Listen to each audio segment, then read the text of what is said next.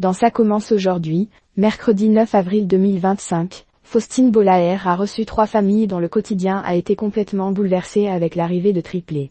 Tout au long de l'émission, la gynécologue et obstétricienne Amina Yamnan est intervenue pour donner quelques précisions. Elle l'a notamment fait lorsque l'animatrice a demandé à ses invités si dans leur famille, il y avait déjà eu, avant eux, des jumeaux ou des triplés. Immédiatement, la spécialiste s'est permis d'intervenir en lançant « C'est une légende.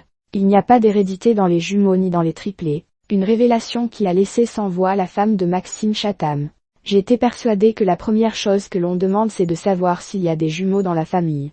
Il y a 0 lien donc cette question est inutile », a ajouté Amina Yamnan, provoquant les rires des personnes présentes sur le plateau du programme diffusé sur France. Certaines femmes ont plus de chances de mettre au monde des jumeaux. Elle a tout de même admis que tout le monde était pourtant persuadé par cette hérédité, alors qu'il n'y en aurait donc pas du tout.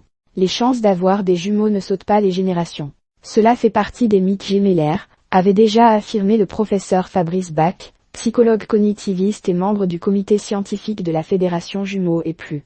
Reste cependant que les femmes jumelles dizygotes, issues de 2 œufs distincts, produits par la rencontre de 2 ovules et de 2 spermatozoïdes, NDLR, vont avoir plus de potentialité de mettre au monde des jumeaux que les autres, c'est un fait scientifique avéré, avait-il ajouté. En plus de cette légende sur l'hérédité, il faut également arrêter de croire que les jumeaux ont un lien télépathique. Certes, ils ont un très fort lien, mais il n'est pas télépathique. De nombreuses expériences ont été menées pour trancher sur ce thème et le plus souvent, un jumeau ne parvenait pas à faire parvenir sa pensée à son ou sa moitié.